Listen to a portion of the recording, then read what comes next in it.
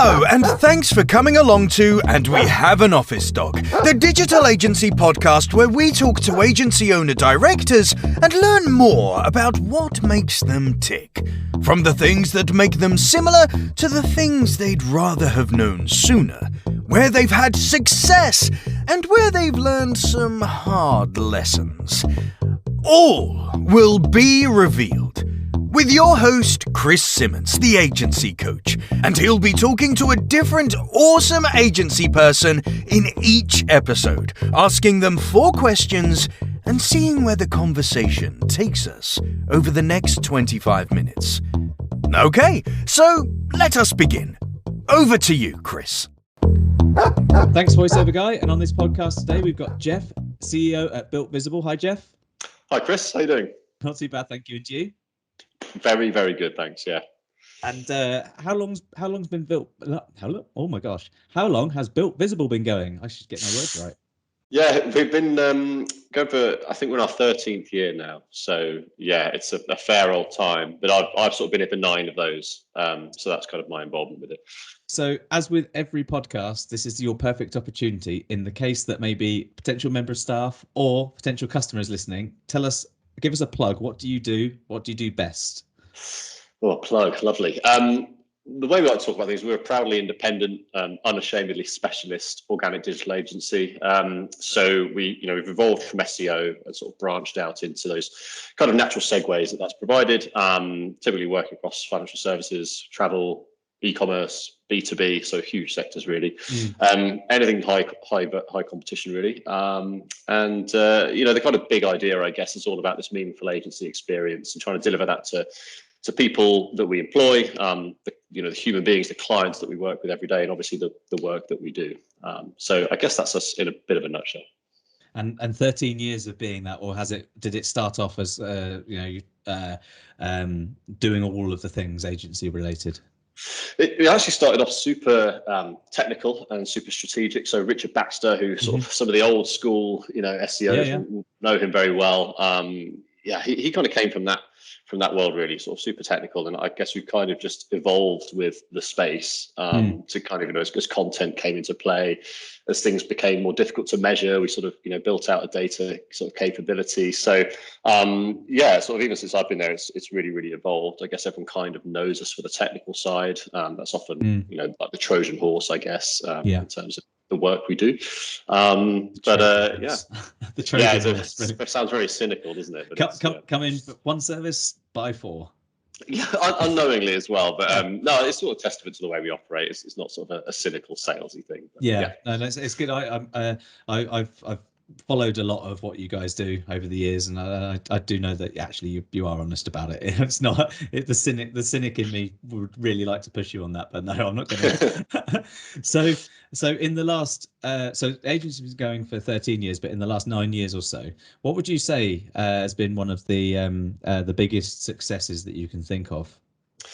Yeah, that's a huge question. I'm kind of quite I separate processes and outcomes pretty clearly. So my past life, I was a professional rugby player, and kind of in that world, you can't buy in, you can't get high on your own supply, if you know what I mean. Yeah. You can't just buy into the bullshit. And the thing is, can I swear? It's fine. I just have. I don't know. Fine. He might get the whole podcast taken down, but we'll see.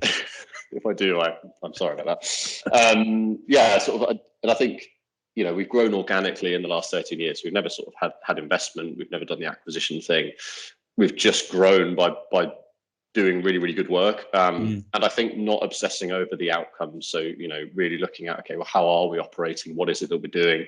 And I think like one of the big things, I guess it's sort of super relevant, and there's something I'm really, really proud of is we launched something after a couple of years of testing it quite recently called Career Architect, which is sort of really the embodiment of this idea of processes versus outcomes. And it kind of, it's essentially a career progression framework. So we've seen over all those years sort of the people we managed to develop and the dividends that's kind of paid, into the company. And that's awesome. Yeah, so it's kind of it's such an interesting space, isn't it? Because you can't get a degree in this. You have to sort of learn on the job. You can only really do it via experience. And getting things right, getting things wrong. And we've kind of taken a load of the stuff that I kind of learned in my past career in elite sport into how to build a team and sort of how to build cohesion, togetherness, teamship, and then overlaid, okay, how do we want people to behave? What are those competencies that allow people to perform really highly? And then sort of finally integrated it with the hard front line of developing organic digital marketing skills. And it's something that we've it's driven the agency for some years now. We've really sort of formalized it in the last few years. So I guess that's kind of like a big success that I'd say so. Yeah, I know. Yeah. I'd say so, because I think agencies are people businesses, like you said at the very beginning. It's people you deal with from clients, but it's also people you deal with for the actual delivery of the work and the thinking. An agency is there's two different versions of an agency, isn't there? There's the agency which employs people who think a lot and get a lot of very high thought and creative based work done, and then there's the other side of agency which just faffs around with 1,000-page titles and metas and says it's SEO. So the high thinking, high growth style agencies like Builtvisible, for example, you need the right people. And you need people to stay, because otherwise you have brain drain and you spend all that time and effort bringing people. And having a career path in an agency is essential to keep people on that purpose-driven focus of where they should be going, but also kind of like knowing where they're going is really, really important for them to know what's coming next. It's context, isn't it? And that's the thing. You can sell the dream, but it's about, but is it actually happening? And we sort of look around, and I guess there's I don't know what your experience with this is, but I guess I would sort of look at an average kind of agency tenure as being maybe 18 months to 2 years. Sort of back end of last year, we were up at 5 years. So it kind of, and it's not to say that we keep people here forever and it's a cult, and it's healthy that people can kind of, go off and achieve their. It's a cult. You all meet. Yeah, he's right. I've just outed myself as a cult leader. But yeah, you want to kind of, it's a massive win-win if somebody can come in with a certain level of skills and leave however much later with, I think, many more skills. And I'm not the product guy. This is the thing. I'm not I'm not really an SEO anymore, and I never really was really. But I think them leaving is sort of a better human, that can encounter hardship, have resilience. For me, the big element, the big kind of core characteristic of career architect is self-awareness. It's the thing I've seen time and again in sports, anyone who's very, very high performing has a very high level of self-awareness. So a lot of what we do, our feedback mechanisms here, how we manage people, the way that we train managers to sort of coach this stuff into people. Is the thing, because if you can understand how you're thinking about something, and okay, why do I feel stressed? Why do I feel under pressure? Which are natural things that happen in agencies. Then it's not about avoiding that. It's about being able to use it and use it as a positive. So that's kind of you look around, you see, okay, well, the people that have gone from here and where they've gone and what they've achieved is like, I'm hugely proud of it. So I sort of see it as this. I don't want to be egotistical about it. It's not me. Do you know what I mean? It's the team and the environment. So it is an incredible success. It really is, because it helps you do what you're doing best. It also means that you've got happy, good people, and I think that's sometimes lost in agency land a little bit, where at the top of an agency, you see the P&L all the time, and you see you can see the potential wins or the losses coming relatively quickly. Lots of people don't get to see that, and being able to have happy people who know where they're going and how that's connected to something bigger than them keeps people around. But also, like you say, when they do move on, they move on as better than they were. Hopefully better than they were in the first place, which is fantastic. It is a good win. It is fantastic. Yeah. So if you could go back in time, as far back as rugby land, or back to the last 9 years or so, if there's one thing that you'd give as advice to the younger, probably fitter version of yourself, what might it be? COVID has really taken its toll. I think. Yes, it's a really good question. I think it's a bit of a cliched one, but I think the idea of getting the right team in place. I think there's a lot of people that try and take everything on themselves, and it's just the worst way to do it. Basically, I kind of more tangibly, I guess, that I kind of worked with our non-exec around this principle of I and only I, which I think is a really lovely mantra. Which the basis of that is kind of, I have to look at something I'm doing. and ask myself the question of, am I and only I the person that should be doing this thing? Yeah. And the kind of the broad principle, if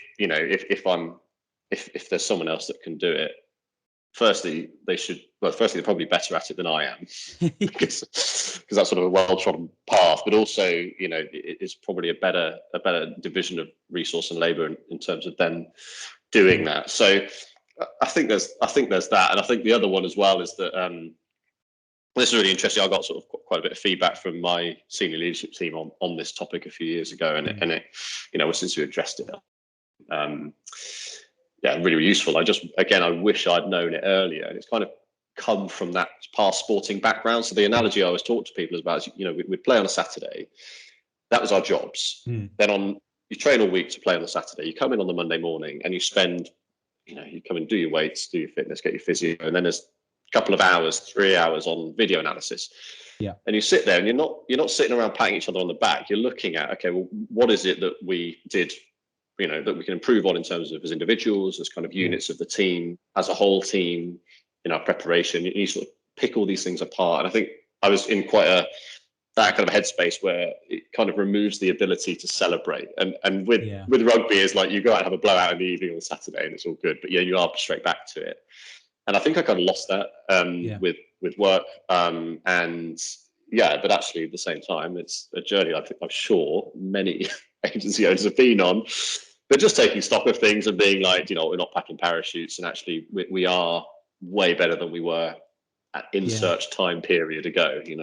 It's so hard to have the ability to have any kind of retrospect in an agency, because things happen so quickly, and unless you have that dedicated time to put any kind of retrospective in place, or even just introspective after you've spent any time doing any retrospective, it's really hard because every week blends into the next. I don't know if it's anything like this for you guys at the agency, but it's Monday right now when we're recording. It's going to be Friday tomorrow from most perspectives. It comes really, really quick, thick and fast. And if you don't put time in and the mechanisms around it for the team as well to give and receive the right kind of feedback, then you lose something. Every bit of good that there could have been extracted from that for the future is potentially lost, and every little bit of improvement is potentially missed as well. And I think it's fascinating as well, because we sort of set the culture, and our job really is to provide a framework, and that's how I see my role and my team's role. Build a framework, provide the structure, and then just allow people to explore it. What opportunities do exist there? How can you proliferate that at 65 people now in the same way we could do it when we were 10 people? It's a really tricky thing to do. But however, that kind of, I guess, mindset that I certainly had was being reflected in the teams, and that was like really, really interesting in terms of people just, sort of giving everything to the cause, not really celebrating, just always what's next. And your job's not to come to work and to blow smoke up your own ass, is it? Your job's to come to work and to solve problems and do things for the right reasons. And typically those are because there's an opportunity to make something better. So 100% agree. Sort of building some structure into that is important. And I do it with my senior team. All the teams have their own. You can engineer this stuff to a degree, but the key is that it becomes habit, and it's not just lip service, and it's not just going out on the piss because you're an agency.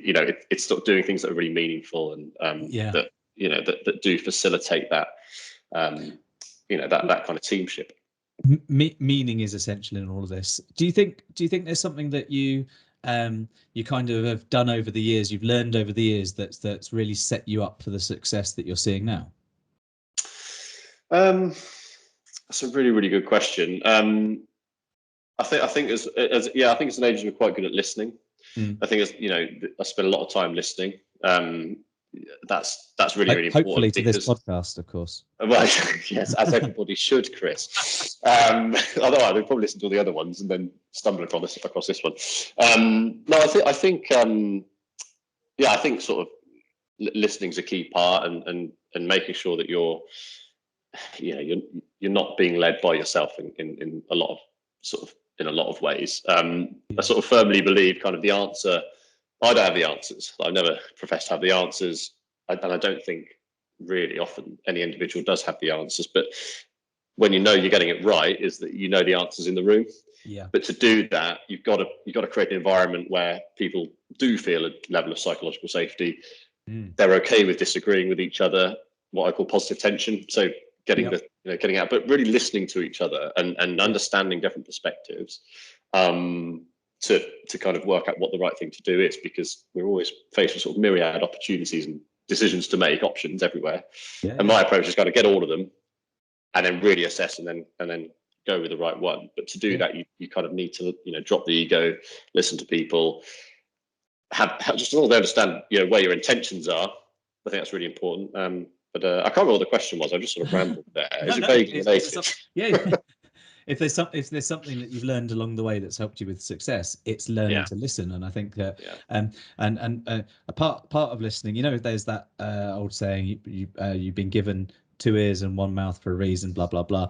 The reality is, if you know yourself and you have a positive idea of who you are, what you are, and you're hopefully equipped with a good level of empathy, then you can really listen. And then you deploy some critical thinking and good communication skills to that, and you can have the good kind of conflict. What do you call it? Positive tension. So you can have the good kind of conflict where someone can challenge someone on an idea or an assumption or a belief, and that there may be some conflict there, but everyone knows it's for the best outcome in mind, and whatever outcome is chosen, everyone feels like they've been heard and they've had an opportunity, but they all commit to whatever that one thing that everyone's picked is. Yeah, exactly. And that's where sort of really strong leadership does come into play, when it's saying, right, here is the direction. But I think just to call it back, it's one of the things which I saw time and again as a rugby player, is that I remember being 18 years old, hadn't got a clue what was going on. I was trying to, decide whether to play rugby or to go to university. and I was sort of surrounded by these sort of huge blokes at Bedford Blues in the National One at the time, rugby. And it's a very cultural thing, but I remember being asked, well, Geoff, what do you think we should do? And it's this kind of inherently cultural aspect of rugby that I sort of think is that, how do you engineer that in an organisation, is really interesting, because that's not normal. You're not, if you're a junior, there's this kind of position, this idea of, you come in, shut up, get on with it, learn the ropes, but actually there's so much gold there in terms of how people perceive the world that can have such an impact on what you do. I think it's a big missed opportunity often. So. Absolutely. Not to get at this from a political aim. This is not the podcast, but education is missing that ability to listen and think. Education often teaches you how to do, not how to think. And when you come out of even higher education, you're often taught what the contents of a book and an exam are. Then you come into an agency and someone like you says, what do you think? That's powerful. That changes people's perspectives on the world. And you've just got to hope that they're and for the most part, most people are smart enough to be able to start learning. Oh wow, someone wants my opinion, and I need to think of how to give it in a concise, intelligent, and fair way. And do you know what it is as well? I wrote about this a while ago, actually, and it's kind of like, it's one of these huge driving factors for career architect, because anyone can be taught SEO. That's the beauty of it, or like content, whatever it is. It's processes, it's some stuff. Yeah, you need some common sense, but actually, I made the mistake of saying to my sister, who's a clinical psychologist, oh, well, of course, no one's taught to, we're not inherently have the ability, you don't inherently have the ability to interpret feedback. And she went, oh, well, actually, you're wrong, and sort of pointed out to me that actually, humans have evolved as such because we can interpret feedback and know things are dangerous and survive. But you're exactly right on the education piece, like the ability to give and receive feedback and do something with that. You don't get taught that. You don't get taught. Resiliency is difficult because you have to sort of experience it. But again, you don't get educated on that. And that's why we try to sort of really get all this stuff nailed down. And I think there's more gold in the behavior aspect in some ways of what we built, because, all these agencies, yes, they can appear very fun. They can do this, that, and the other. But the reality is, it is that kind of, yes, you have all these amazing upsides of being in an agency. However, it's deadlines, there's resourcing, it's stressful, there's clients, there's conflicts in teams, etc., etc., etc. But it's all has to come. You can't have one without the other, essentially. So our job really is to help sort of develop people. You're kind of undoing the entire childhood of someone, in a sense. because everything through childhood is remember this, and this is authority. Authority is the thing. So don't challenge authority throughout school and throughout parenting and things like that. And then you come out of that into the wide world of business. And this is why quite a lot of juniors, find that it's quite stressful and anxious in any position, because they've come out of that kind of, this is the authority and these are the structures and here's the things to remember, to here's your desk, do your work please, if you do it we'll pay you, and that's great. And then looking at a digital agency, things change so quickly. You've not only got to keep doing the doing, you've also got to keep up on what's changing, whilst also knowing that that's not always going to be a constant, that's always going to change. And then you've got all the deliverables which have already been signed off and agreed, and you've got layers of management and decision making between you, the junior, and the top. But if the people at the top and the leadership start saying, what do you think? You're on the ground, you listen to these things, you know what's going on. It's brilliant for people. In general, it was brilliant. Well, that's the great game of building a culture, isn't it? Because if we moved at the pace at which I could process and make every decision in the business, we'd go absolutely nowhere. So it's about getting people in and giving them that autonomy in a really safe way, giving them accountability, helping them understand that. I think also being very clear about it. We shouldn't be afraid of these sort of no, this is your job. But here's what the next step up might look like, and being really clear about that, showing them that kind of that path. Because it's the balance, isn't it? Because you kind of need everyone to do the thing they need to do. We need to pull in the same direction if we want to achieve what we want to achieve. Yeah. However, we can't move at my pace. We can't move at my COO's pace. We have to move as one, and that's the great game. That's where all the fun comes in, I think. It is fun, because if it was any slower, we'd be an accountancy firm or something like that, and it would just the speed at which tax changes is a lot slower. So if you really wanted a slower pace of life but in a service business, you'd pick an accountancy.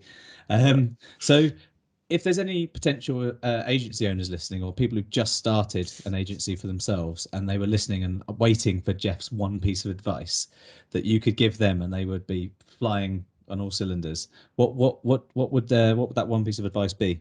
That's a great question. I think everyone's going to talk about getting the right team in place, so I'm not going to say that, but it is sort of the big one, because it frees you up to do the bigger stuff. But I think for me, again, just coming from team environments, looking at it from that sort of through that lens, I think really putting some thought into how you can, again, build scalable structures and frameworks that allow people to really express themselves. And take the mindset of, when I joined Builtvisible, we were called SEO Gadget. Richard ran it. There's about 10 of us in a room. And actually, the only really way I've ended up here really is because opportunity was there and I was allowed to take advantage of it. So I think kind of really focusing in on how can I create an environment and a culture which very clearly shows where the opportunity is, very clearly allows someone to see how they can get there, allow them to be in control of that, really take ownership of that. And these are kind of really big nebulous things, and it probably sounds, pie in the sky, but it's genuinely where I would start. It's not, because what it does is it removes the need for you. So that whole thing of getting the team in place, if I'm able to sort of set those, standards, framework, culture, that idea, then it allows people to take advantage of those opportunities. Because I think it's one thing saying get the team in, but unless the team know why they're there, what they're doing, where they're going, and how they can impact it, it's useless. I think when you start an agency right at the very beginning and it's just like two people or no people, it's just you, all you're thinking is when's the next client coming, or how am I going to get paid, and how are we going to do this sort of stuff. And I think when you get to that sort of 3 staff members plus, when you kind of have worked out how you're going to be in charge, how you're going to lead, and getting out of your own way, and like you say, by being letting other people do the doing, and you can help with the cultural and the structure stuff. When you sort of get to 3 staff members all the way up from there, between 3 and 5 staff members is when you can really start building those frameworks and the cultures. And I think if you wait until you get to that point, you're then waiting for the next thing to do. So you need to start thinking of that on day one, in apprehension of having those 3 people, because that will happen really quick if you're any good. As soon as if you start on day one thinking, how am I going to build the structures for the right culture and for the right for the right people, and how am I going to create pathways and purpose for people on day one, well, on year one, say, then when you get to 3 people, you've got everything you need kind of on the shelf ready to go. But if you get to 3 people, then you've got all the burden and all the issues of 3 people, and you never get that started. Yeah, and I'm not a founder. I came into this when it was established, and I'm sort of very aware of that. So I never sort of experienced those challenges. But I think another really interesting thing when I do my onboarding, so every new member of staff that joins sort of do this onboarding process, and I'm often the bottleneck, but the first person to kind of talk about where the business has come from, etc. And when Richard founded the company, it's interesting how the purpose that he sort of tried to achieve there still informs the culture today. So we kind of bridged the two together, because he started started SEO Gadget at the time because he was kind of he didn't like the politics of in-house. He didn't feel like he was doing really, really good work. He didn't feel like he was being rewarded for that work. And actually, those are 3 really key staples. We're never going to have no politics. The game is politics minimization, to be realistic. But also the idea of doing really good work is obviously at the heart of what we do as a specialist agency. Absolutely. And the idea of rewarding for it is that kind of, the cliche of work hard, play hard, but like genuinely, can we change people's lives for the better through our reward mechanisms, or like have them buy into what we're trying to achieve sort of strategically, still really inform, what we do today. But yeah, I guess I'm a bit blessed in terms of I came in when it was already going, and tried to kind of engineer that stuff in at that point. But I think the job Richard did at the beginning laid incredible foundations purely because he had a real sense of purpose in terms of why he was doing what he was doing, which I think is quite interesting to look back on. So in a sense, that one piece of advice has kind of come back from what you initially said to essentially, if I'm listening properly, to essentially set a purpose that you're really comfortable with at the beginning, and live to that purpose, and everything else, like you say, around the team and the culture and all of the other bits that come from that, they actually start with purpose.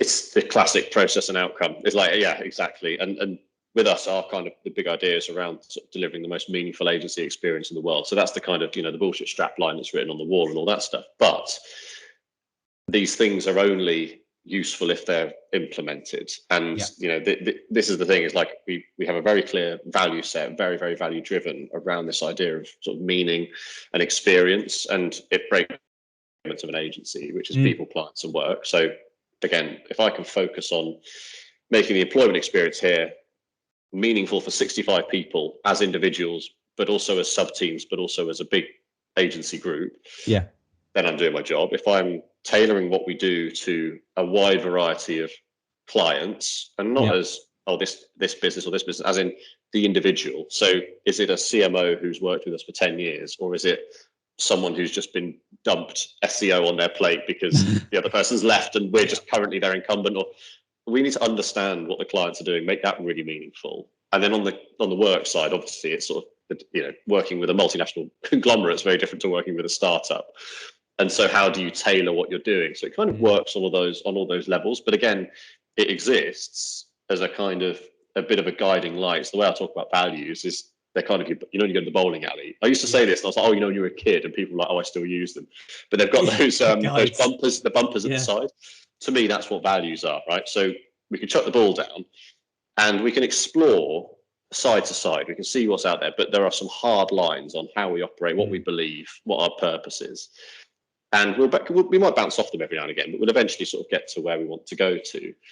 And I have such a firm belief, I've got no evidence that proves anything otherwise, that focusing on that stuff is far more valuable than focusing on, we need to hit this top line or EBITDA, or we need to, getting obsessive over the metric. Absolutely have a plan and go for it.